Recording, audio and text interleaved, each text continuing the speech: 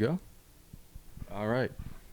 Hello, listeners. You're listening to KRUI 89.7 FM. This is Aman, news director here at KRUI. This is my co-host, Ria, and we have Anshika behind the scenes. And today we're going to be sitting down with Hollywood director Morgan Sackett. Morgan is an Emmy-winning producer, Emmy-nominated director known for his work on A Man on the Inside, Hacks, The Good Place, Veep, Brooklyn Nine-Nine, and Parks and Recreation. He is a partner in commercial and television production company Dunshire Productions, where he directed many successful brand campaigns, and is also a partner at Diamond Docs, a production company behind multiple Emmy award-winning films, including the documentary Sound City and the Bee Gees movie. Morgan is a graduate of the University of Iowa and was raised in Okoboji, Iowa. Morgan, welcome to KRUI Studios. Thank you for having me. Let's jump right into it. I'll ask the first question. You grew up in Okoboji and graduated from here at the university. How did your time here influence your path into film and television? My time here was a lot of fun. Maybe not the most studious resident of the city of Iowa City. And it wasn't, I didn't really have film or Hollywood in mind when I was here. I was a political science major and a history minor. I had a dream of moving to California. I had an uncle there that I would visit during, from when I was a little kid through junior high and high school. So I knew I wanted to go to California. Both my parents were attorneys. I thought I was going to go to law school. And then, junior year, senior year, somewhere, I took the LSAT, and I did well enough that even with my not rigorous study habits, I was probably going to go somewhere, but I just decided to take a year off. I moved to California, and through some just happenstances, I got into a temporary agency that placed me at a company called Castle Rock Entertainment for a 2-day job that turned into, I worked there for 8 years, starting kind of in the bottom at the mailroom. And so Iowa City, I think this was a great place with people from all over, and I had a very funny group of friends, and we were constantly writing stupid things, and like any sort of correspondence, and it wasn't email back then, it was sort of letters or newsletters for the organizations we were in, and also just we would do bits that made us laugh for no other reason than that. Probably from the outside felt obnoxious and stupid, but for us it was really, really funny, and that is a little bit what working in comedy shows is like. You're kind of trying to do that. You're trying to capture some of them on film, but for everything you put in a show, there are about 50 dumb comedy bits that go on behind the scenes that don't make it in or were never intended to make it in. So I think it was really that I enjoyed being around people that wanted to make other people laugh and sometimes only make ourselves laugh. But Iowa City was really, for me looking back, college was a time to get my stuff together a little bit and learn to be an adult. I think if I would have gone to LA at 18, it would have been a total disaster. So I think by the time I got out of Iowa City, as I got through it, I learned to study more, or learned what you could accomplish to get things done. So, and I think moving to California, not knowing a soul, and getting in the entertainment business was great because the hours are super long. And I think moving far from home, I didn't have any other friends out there and everything, so I could really focus on it. So when you moved to California and started, doing your work in Hollywood, what was something about Hollywood that was exactly like you imagined, or was a stereotype, and what was something that was totally different? It was different in that and I got into, like I said, I was at Castle Rock for a few months in the mailroom or just whatever they needed. And then I got on a TV show, and first maybe it's glamorous. You sort of think it's glamorous and it all happens fast. And I'd come out with my uncle, who was an attorney in LA, and I'd gone to the Tonight Show and watched that tape, and it was so different. It was so much smaller and less sort of glamorous when you were there in person, but they shot it in an hour and it was done. When you're making TV shows, it's you kind of from afar, you think, oh, everybody's glamorous and it's all the actors. But if you're on usually a shoot day, you've got 4 or 5 actors and you've got another 125 people who are behind the scenes that are Some are writers, some are electricians, some are, I mean, it's kind of like if you were running a big corporation, you would have the marketing people and the executives and the factory workers and the truck drivers, but they're all jammed into this sound stage and they all have to work together to make it happen. It's not, there's sort of no separation. Now, there certainly are executives at the studios and the networks and everything, but I've really spent my career making the shows and being sort of, you know, boots on the ground actually making them. So I think that was really different, and the hours were really long, and but also I guess your CEO sometimes was kind of a like an inspired creative person, so it wasn't it was fun to not you know, the first show I ever worked on was with two famous like a guy named Rob Reiner, who was a very famous director, and Chris Guest, who directed tons of these great mockumentary movies. And those two guys made something that they just loved to work on. And it was really just for them. It came out, it was a very unique show, and it came out and the public didn't know what to make of it at all, but it was so fun to make and they were having so much fun. So I think that it was, first of all, I didn't know that it took that many people to make these things. And certainly my parents didn't understand what the hell I was doing and thought I should have gone to law school or done something that felt more realistic. But I think that was the most surprising thing, that it's a real job. And there are people that you work with that are crafting things, they're building things out of wood and steel, and there's people that are writing, and you know, it's sort of all these disciplines on each individual project are working together. And yeah, so it was much more of a job and a business than I ever thought it was going to be. Speaking of the shows you've worked on, you've produced and directed some of the most iconic sitcoms of the past decade. What draws you to comedy in particular? It is, like, I love watching dramas on TV. Amy Poehler and I did a movie called Moxie that was kind of more dramatic than most of the stuff I did. But other than that, I've done one drama pilot. And I love watching drama, but it is, like, the hours are long, and it is so much more fun to laugh a lot at work than, like, the best case scenario on some of these amazing dramas. And I respect deeply the people who do them. But, you know, you're on those sets and, like, there's a big emotional scene coming and everybody's really quiet and, like, don't talk to the actress right now or the actor. They're getting into their thing. And, like, the best case scenario at the end of the take, everybody on the set is bawling. And I would much rather be somewhere where everybody's laughing.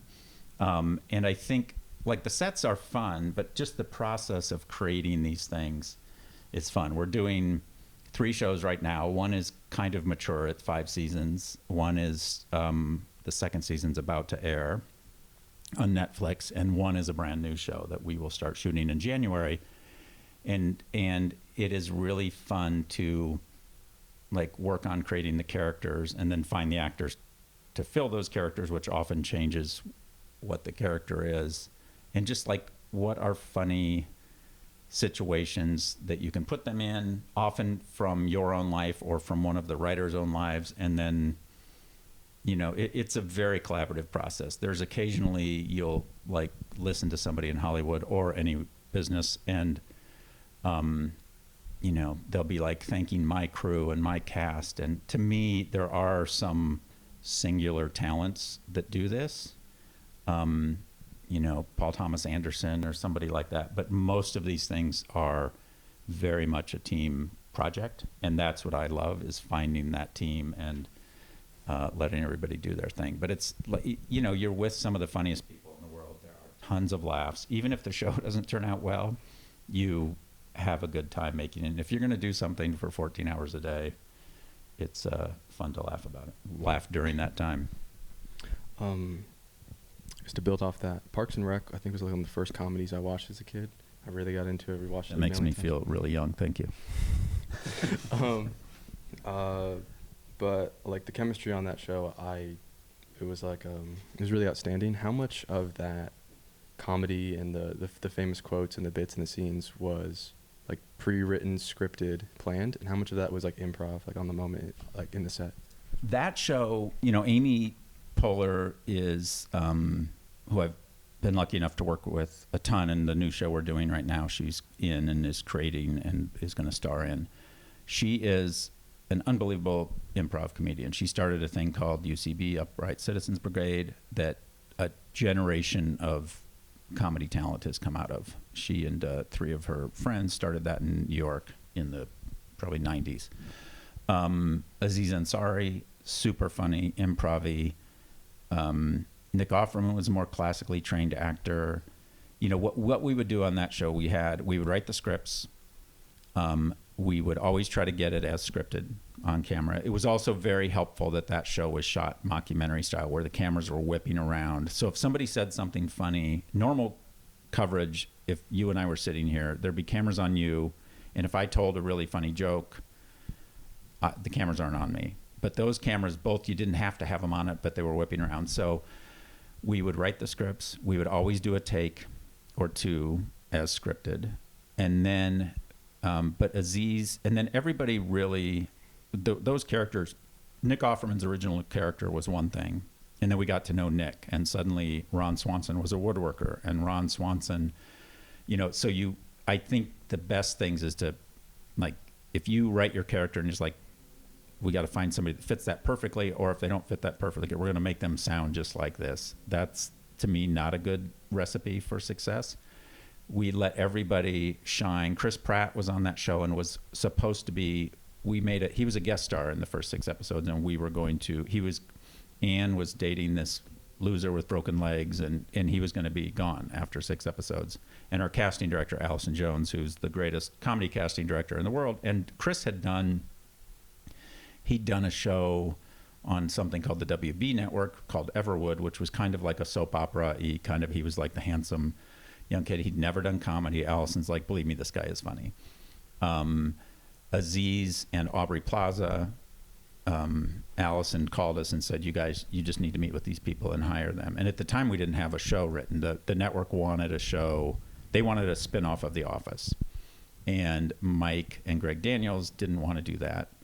And so when I got hired, it still wasn't, we didn't really have a concept. Amy Poehler, they wanted to be in it. She was pregnant. She couldn't do it.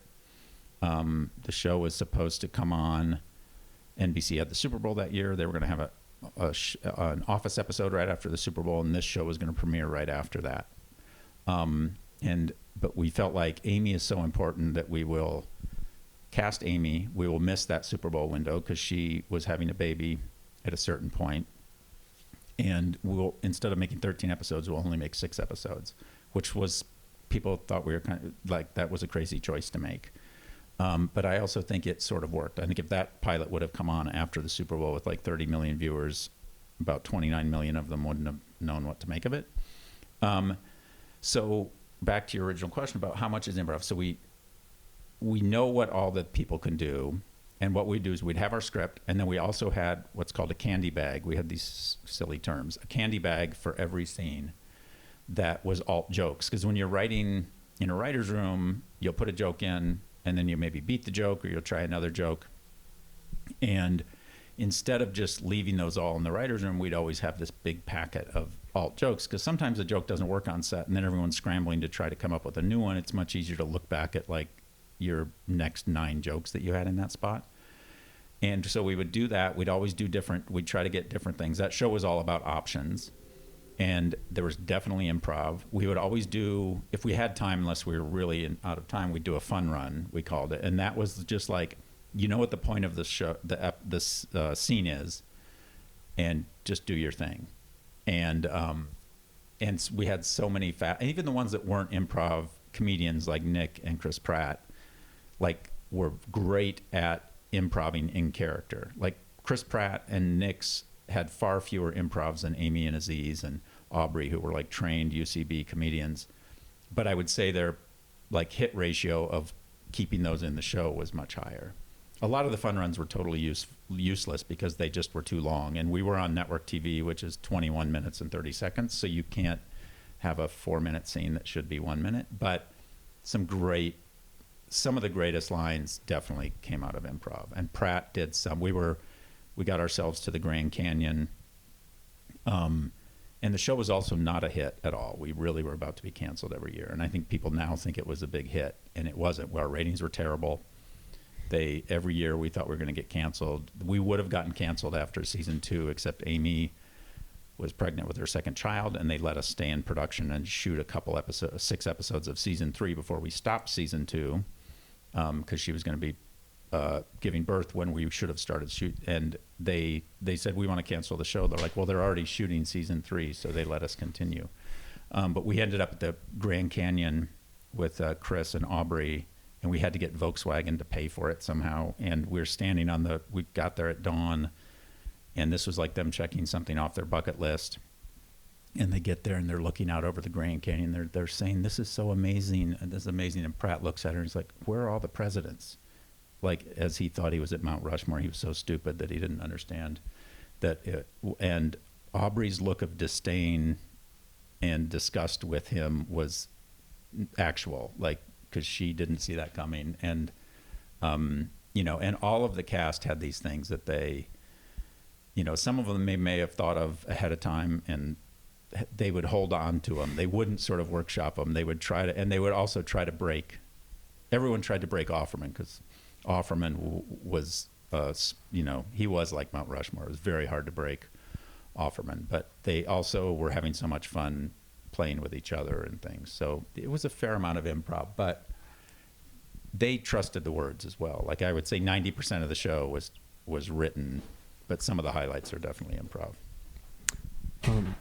If your directing style were a genre of music, what would it be? I don't know. I don't know if it would be like jam band kind of thing where That's good. You let everybody do their things, because I really feel like it is a team effort. And I mean, I don't know if I had the genius and talent of some of these singular talents, maybe I wouldn't feel that way. I don't. I feel like I have a sense of what everybody brings to the party. And I love the first show I was on second show I was on as a PA was Seinfeld, and Jerry Seinfeld admittedly was like a stand-up, not the greatest actor, but I have been on a lot of shows where that lead character wants to be the funniest person on set, and Jerry, nothing made him happier, and I'd say the same thing about Amy, than letting her co-stars, his or her co-stars, get the joke and get the laugh. And I think it would be that. I would love to, like, let that guy jam for a little while, and I guess a jam band with some discipline, because sometimes, there are movies, and I think now that shows are streaming and there's not sort of a time constraint on comedies, I think there's sort of a shelf life on comedies that when you get into the like 40-minute episode of a comedy show, you're maybe sticking around too long. So the probably one of the most important Hollywood adages, which is really old, is leave them wanting more. And a lot of people don't do that. But yeah, I think jam band would be the music, which can be annoying, jam bands, but they can also be fun. You founded Diamond Docs. What inspired you to move into documentary filmmaking, and how is that process different from narrative television? Well, Diamond Docs, I started on Seinfeld, and I moved on to produce other shows. And then when the Seinfeld DVDs came out, which DVDs were a big business for your audience, they may not even know what they are, but it was a really big business, and they let me sort of and there was a lot of added material on the DVDs. You do audio commentaries, you do little snippets and things. So I would do a show, and then in the summer I would make a season or two of Seinfeld DVDs, and I did little documentaries about like each season or one of the famous episodes in the season, and I did a TV special about how it all came about, because it was a very unique path how that show both got made and then survived. It got canceled twice early on in its run, and that was really fun to me. I then went and made my one drama pilot that I thought was a really interesting thing, and it just kind of got turned upside down by Network Notes, and they decided to really change the tone of it, and I was really disheartened. And somehow a friend of mine who was a writer had done a movie for Disney, and Disney was making this huge sailing documentary with Roy Disney, who was Walt Disney's nephew, and they needed somebody to produce it. And I grew up in Okoboji, Iowa. We sailed tiny little boats. This was not exactly what they were doing a movie about, but I had enough of an understanding of it. So I got hired to do this documentary. There was a director on board. The director and Roy very quickly butted heads. I found these two other directors that I really liked and I thought would make a more interesting movie. The movie turned out okay. It was not the most interesting subject matter, but those two guys and I really clicked. And so we started a company called Diamond Docs right after that. And documentaries are so fun. I think if I could do anything, I would make documentaries. Now, they're not the most profitable thing in the world. They take a long time, but it is really like, the first one that we did after that one, I did one about the Sherman Brothers, who were these, Disney hired me to do one other one about the Sherman Brothers, who were these famous songwriters who wrote like all the early Disney movie music, and like not Snow White, but like Mary Poppins and Chitty Chitty Bang Bang and like It's a Small World, all the theme park music they wrote. And then Mark and Paul and I did a documentary sort of on the birth of Silicon Valley. And then we started making other ones. And then when I met with Greg Daniels and Mike Schur about Parks and Recreation, Greg really liked the idea. He really, the Office was a mockumentary, and there was this documentary crew there. And Greg really liked that I'd worked in comedy, but also knew how to make a documentary, because they wanted Parks to be that same style, and they wanted to maybe heighten the documentary elements of it, which, as it turns out, we kind of made them less, but eventually. So we started that, and then I immediately got Parks and Recreation. So I've done things. I did a documentary that Amy Poehler directed about Lucille Ball, Lucy and Desi. We're making another one right now. But Mark and Paul have gone on. They did a movie called The Cove, which won the Oscar. They did a movie called Icarus, which won the Oscar. They've done dozens of other documentaries. So that, like, I think if I decided, I have enough money to stop working so hard, I would, or whatever, if I'm bored with what I'm doing, I would love to just go make documentaries. Because it's like going to get a master's degree in something that you don't really have to take a test on. You have to make an interesting project about it, but you don't have to. And some of the shows we're doing, like the show we're doing with Amy Poehler right now, is set in Greece at an archaeological dig. And so I spent a few weeks this summer on all these digs in Greece researching. And so it's really fun to learn new things from the experts, and often you have good access if you're making a movie about them. I'll have you do question 7, and I think we'll skip 8, 9, and 10. So we've talked a bit about your TV work and I guess some of like the film work with the documentaries. How does working on a film set differ from a TV set, and what do you enjoy most about each format? The actual shooting isn't that different. I think what's different is, and I guess it has also changed. When you were doing the early days, we were making 22 episodes of television a year, and it's really, you start the writer's room, you get maybe 5 or 6 scripts written, and then you start shooting, and you're still writing, and you're producing, and you're editing, and the shows are airing, and you're doing all those things at once. Now it's a little different with like the streaming shows where you only make 8 of them, because we usually write all of them before we start, 8 or 10 of them, and then you shoot them, and you are editing as you go, usually because they do want them. And then a movie is like one big episode that you spend a ton of time getting it ready, and then you shoot it all, and then you do all the post-production on it. So it's fun. TV shows, you have a lot of meetings every episode. You have a production meeting and concept meetings and things like that. So that part of it's really fun. It's a little intimidating where you prep the whole thing and then you get on it and you're shooting for 40 days in a row, and some actor gets sick or some storm happens, and it's a really that you don't have as much flexibility because you can't like jump to the next episode or kind of write your way out of things quite as much. But I think they're all fun. Like I did, and I've done some really fun movies. I did this movie called Pop Star, which was weirdly also a mockumentary. And that was like, I've tried to do shows that sort of have heart and kind of some meaning in them. And Pop Star was really just for fun and comedy, and those guys are so funny. So, and it was a fictional pop star who was supposed to be world famous, which is hard because everywhere he goes there should be fans and things like that, and it was for Universal Pictures, and they kind of cut our budget right before we started. And I'm really proud of that movie. When it came out in theaters, nobody went to it. It bombed hard, but I feel like it's gotten a following since then. And then I did 2 movies with Amy Poehler. One of them was called Wine Country, which was Amy and Maya Rudolph and Tina Fey and Rachel Dratch and like all of her SNL friends, which was sort of based on a trip that they'd taken to Napa And that was fun because we had the script, we had the cast for a long time. So we got to really just focus on like, what's the best way to do this thing? And then we shot for 40 days. And I don't know, they're both fun. It's kind of, for a few years I was alternating between the two things. And that was fun because TV shows are really fun. And also if an episode's not so good, it's over in a few days and you move on to another one. Or if you have a guest director who comes in, it's like, I'm not really clicking with that person. They're also gone in a couple days. So, but it was fun to alternate. I haven't done a movie in a little while because we've been very lucky to be busy with a lot of TV shows. AI virtual production and digital writers are transforming the industry. Do these tools excite you or concern you?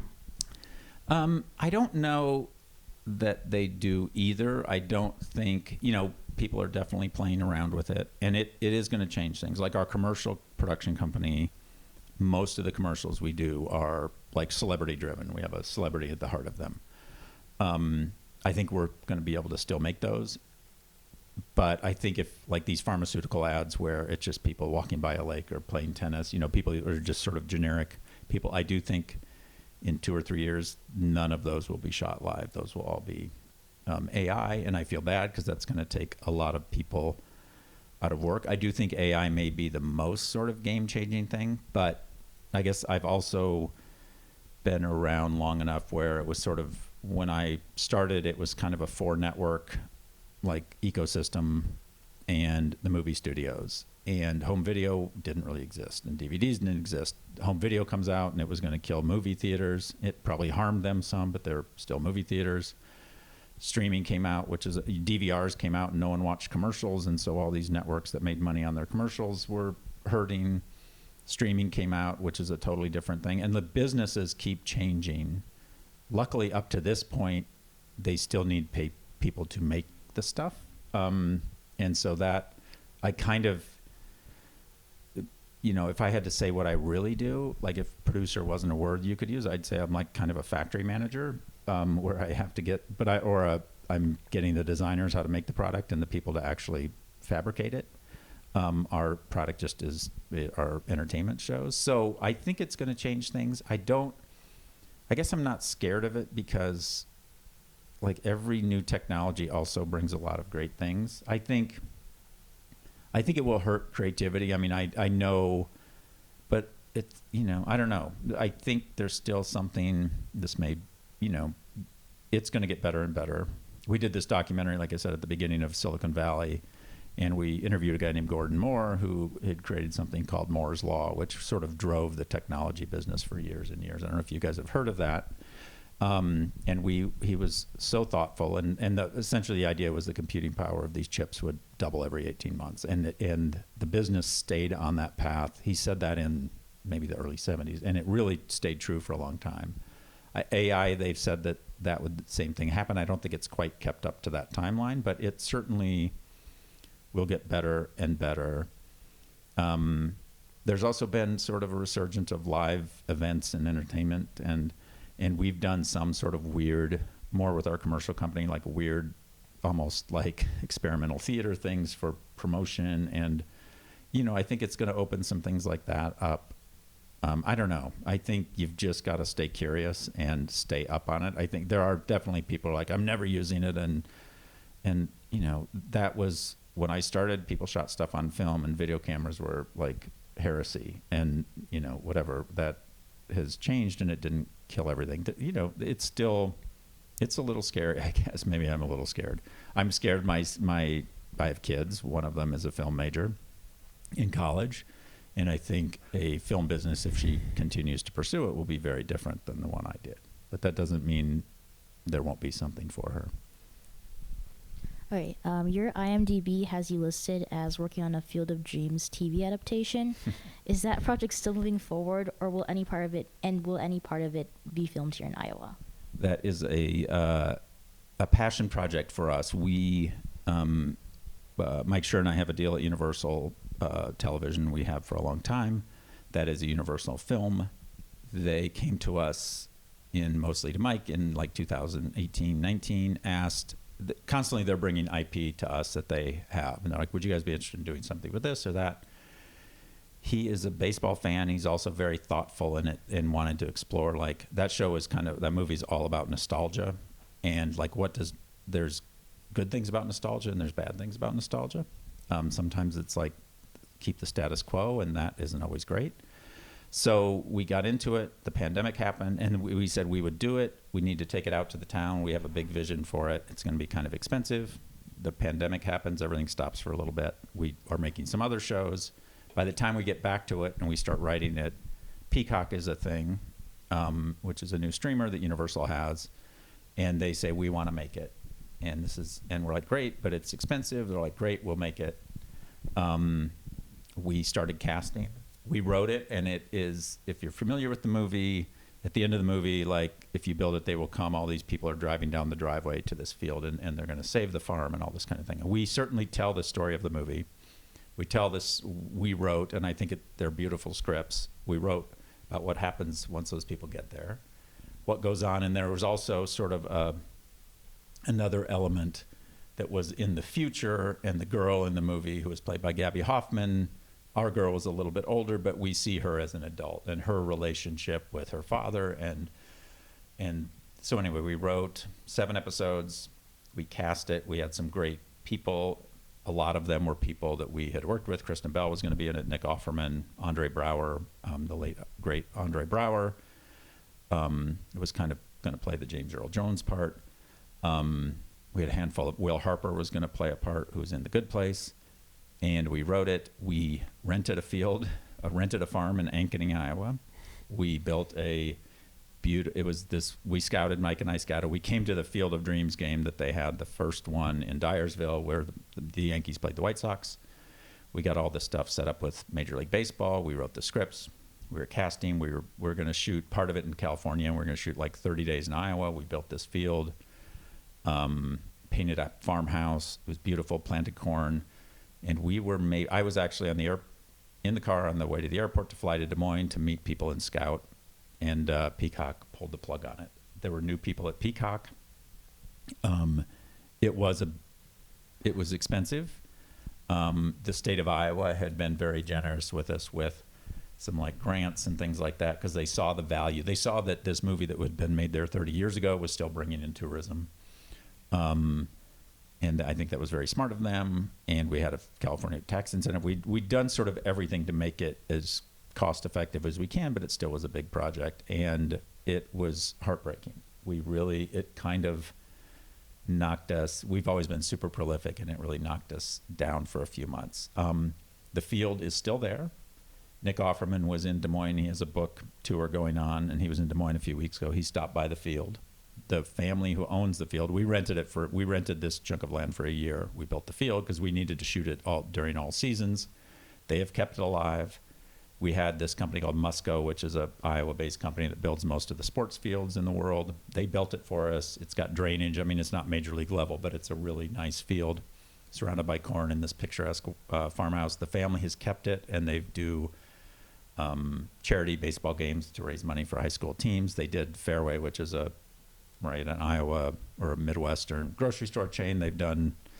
They have a campaign where if you grill it, they will come, where the Fairway guy is out there. So like this family's kept it alive, and we definitely keep it in the back of our heads as like we would love to revisit that someday and ideally come back and shoot it in Iowa. And we did a PA training program in Iowa, and I was excited to try to give the Iowa film industry a little bit of a booster, at least inspire some people from here to see us make that and want to get into the business. But it was a blow, and the people that did that at Peacock are no longer at Peacock, and we're back in business with them. And there's that thing in that movie: if you build it, they will come. We hope that somehow this thing manifests itself and comes back. I guess besides Field of Dreams, if you could direct one dream project, any genre, collaboration, what would it be? I don't know. I mean, I think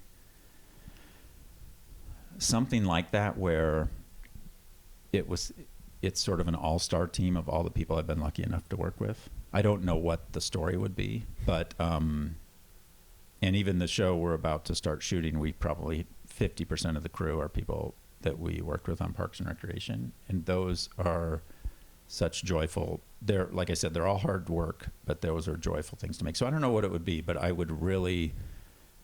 That's the other fun thing about our business that my parents didn't really understand at the beginning was, you know, in the first 10 years I had 50 jobs, and they were attorneys their whole life. My mom was a judge. You know, they had probably 3 jobs in their entire 40-year career. So, but each job, some of them, the shows are terrible, but you're like, oh my God, that woman is great at her job, or as an actress, or as a writer. And so I think if I could like have almost a draft, and pick a team from all the people I've worked with in the past and make something with them, that's what I would do. And I kind of feel like I know who the writer would be and who some of the actors would be. That would be a fun thing to do. Maybe a film about your own career. Yeah, that would be boring. But we've talked a lot about your successes, but I'm sure you've experienced some blunders along the way. What's one mistake every filmmaker should make at least once? I think I started in Seinfeld and I worked at Castle Rock, and I had this run that I made a good living, and I made a lot of pilots.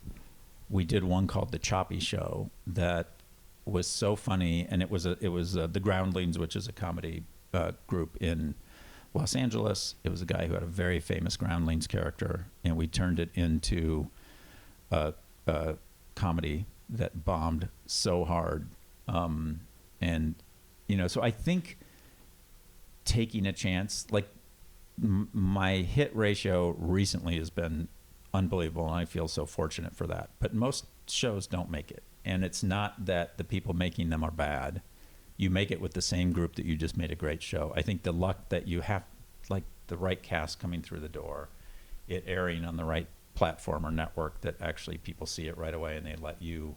You know, because Parks struggled, and like even creatively, it like kind of started to hit its stride by episode 5. It could have easily been canceled after 2 episodes. So I don't know. I think don't be afraid to try something different, because there's sort of a race when something works that everybody tries to make that again, and it's a race to be second sometimes. Like that worked, we're going to make something just like that. I think keep making weird shit.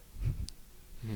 Okay, I think we're running low on time, so I got 2 more questions for you. Which up-and-coming filmmakers or trends are you secretly excited about? I'm seeing a lot of great short-form comedy in, you know, TikTok, and some of it is just kind of dumb jokes, but I'm amazed by some of the stories that are being told in like 90-second increments. And I'm not talking about like the stacking dramas or things that are like telling a long story. I think people are getting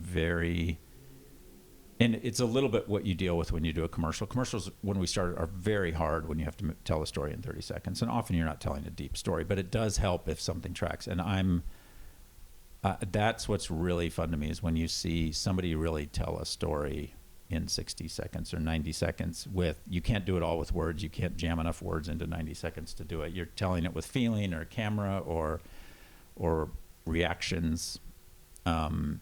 And some of those people just go by, you see it. And then some of them were trying to like, let's get those actors in, or let's get, you know, we've had some writers come into the rooms over the years. From one woman we hired on Parks, even, she just had the funniest Twitter going. And, you know, and we had all these people that were like Harvard trained writers. I think she actually did go to Harvard, but wasn't in the, you know, the Lampoon is the famous Harvard comedy magazine, where I've worked with a ton of people from that. But I think and it used to be you would go to like comedy clubs and sketch things, but now those things are kind of coming to you because people are putting these things on. So I don't know, that's really fun to sort of, you can't get too sucked down the rabbit hole, or that'll be 12 hours of your day, as people know. But I think like finding people that can tell concise stories, and that's been a really fun thing. Okay, finally, if there's a student or young adult listening at home who wants to be in your position and find similar success, what message would you give them? I would say just, again, I didn't have a path. I didn't go to film school. I didn't do any of those things. So I don't think that that's a bad path. But I do think be really curious. try to get to a place where things are being made, and that doesn't necessarily mean Los Angeles. I think it did when I started. That was where a lot of things were coming from. And also just make stuff or work on stuff. I was on these shows and working tons of hours, but I would always do short films on the weekend, or do, one show I was working on for Disney, and I was shooting an independent film at night. I literally didn't sleep. And my new coworkers on the ABC show they called me the ghost, because I would just like stumble in the mornings. I think they all probably thought I had a huge drinking problem, but I had I worked too much problem. So I think just do as many things as you can, and don't be afraid to fail. And I think in the writing thing, people often will write something like, this is great, this is my thing. And when that doesn't happen, they get discouraged. And whatever you wrote first is probably bad, and whatever you wrote second is probably also bad, but maybe a little bit better. And often, just keep writing. You have to treat it like a job, and I think a lot of people don't do that when they're creating things. They think it's just going to come to them. I'm going to be inspired. I'm going to sit down. It's like, you got to get up every morning. I mean, some people can do that. That's the other thing about this business. Some people, this is what worked for me. I'm not saying this is a prescriptive thing, but just try to get around as many creative people as you can and do as much work, and especially when you're young and single and don't have many bills to pay. Morgan, thank you for sitting down with us and sharing your insights. I'm sure it's inspiring for a lot of Iowa students to hear how someone that started here turned their beginnings here in such a dynamic career.